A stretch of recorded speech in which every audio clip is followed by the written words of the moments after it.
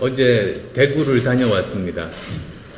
많은 창업자분들과 간담회를 통해서 여러 가지 고민되는 그런 부분들 말씀을 듣고 거기에 대해서 저 나름대로 조언들을 해드리는 참 귀중한 시간이었습니다. 대구는 코로나19 사태로 가장 심각하게 피해를 당한 도시입니다. 그렇지만 또 한편으로 가장 먼저 코로나19를 극복하고 지역 경제 살리기를 우선적으로 할 수 있는 중요한 곳이기도 합니다.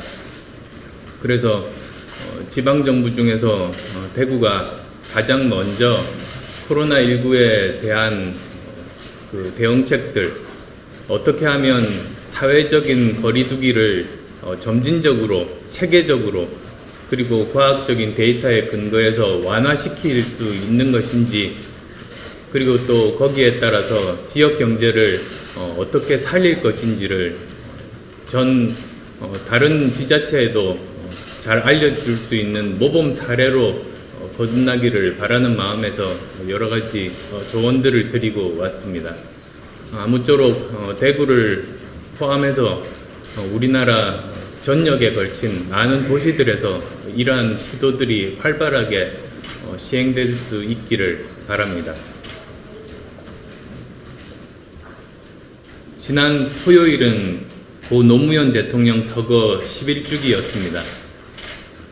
이 땅의 변화와 혁신을 위해 몸부림쳤던 고인의 열정과 뜻을 진심으로 추모하며 영련을 기원합니다. 그리고 고인의 유지를 잇겠다는 여야의 다짐을 보면서 대한민국이 진정으로 가야 할 정치의 기본과 방향을 생각해 봅니다. 정치권이 봉화마을을 찾지만 정작 그분이 꿈꾸셨던 진정한 대한민국의 모습에 대한 관심은 부족한 것 같습니다. 여당에서는 그분이 꿈꾸셨던 반칙과 특권이 없는 공정한 사회, 정의로운 나라, 사람 사는 세상을 국민과 함께 만들어갈 것이라고 주장했지만 과연 지금 정부 여당이 보여주는 모습이 그분의 뜻과 맞는 것인지 묻습니다. 저는 국민의 한 사람으로서 노무현 대통령은 스스로를 가장 낮춘 대통령, 소탈하고 누구보다 국민에게 가까이 다가갔던 대통령, 그리고 지지자들을 사랑했지만 누구보다 모든 국민의 생각을 담는 정치를 펼치려 했던 대통령으로 기억합니다. 그분이 살아 계셨다면 자기 진영과 지지자들로 자신들만의 무리를 지어 적대적 대결을 하는 지금의 정치 현실을 보고 뭐라고 하셨을지 궁금합니다.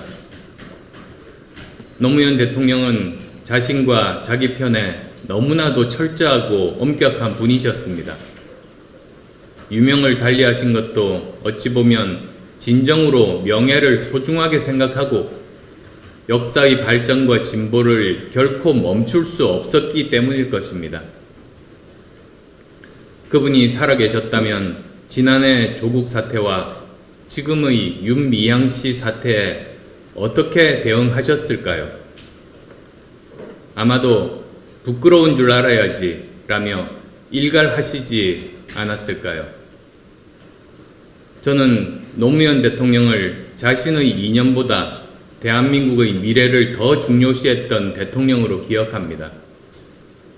한미 FTA 추진, 제주 해군기지 건설, 이라크 파병 결정은 정말 고뇌에 찬 결단이었을 것입니다.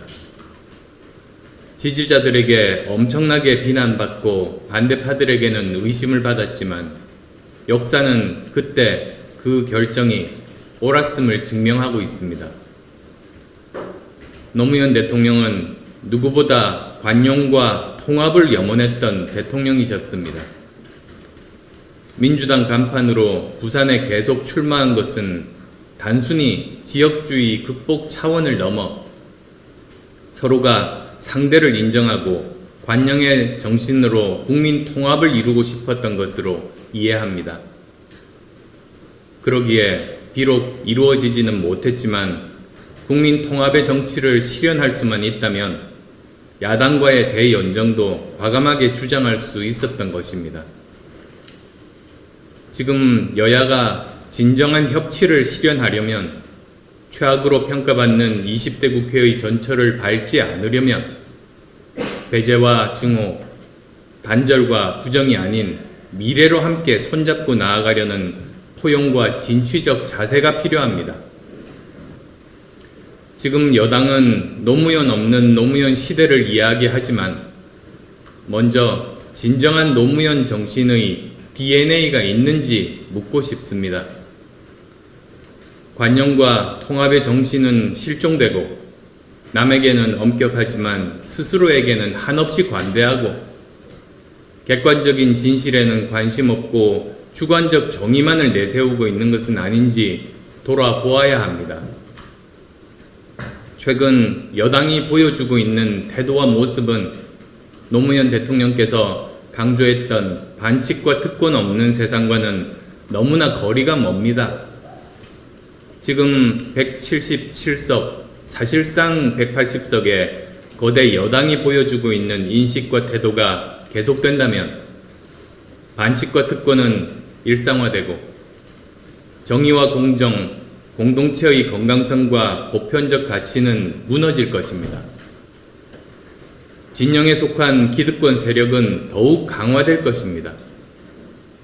순수한 열정으로 대한민국을 바꾸려 했던 노무현 정신의 계승자를 자처한다면 이제 조국에서 벗어나고 윤미향 씨 문제도 조속히 바로잡아야 합니다.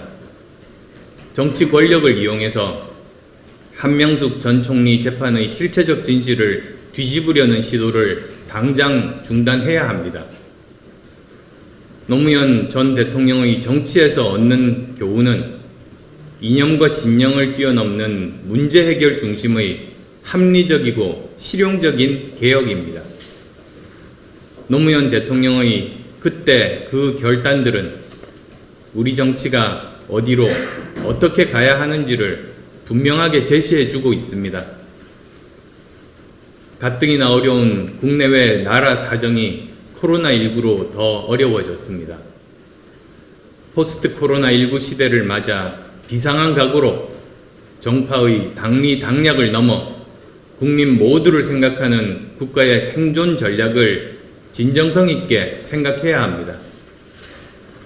경제사회적 불평등 구조를 해체하는 진정한 개혁의 방향과 과제에 여야가 머리를 맞대야 합니다. 국민의당은 국민 통합과 대한민국 미래 의제에 대해 선제적으로 고민하고 대안을 찾아 나서겠습니다. 그리고 정치의 혁신과 우리 사회의 합리적 개혁을 위해서라면 과감하게 타협하고 결단할 것입니다. 노무현 전 대통령 서거 11주기를 맞아 어려운 국면에서 도전과 응전의 역사를 써나갔던 노 대통령을 생각하며 우리 정치의 책임과 역할을 생각해 보았습니다.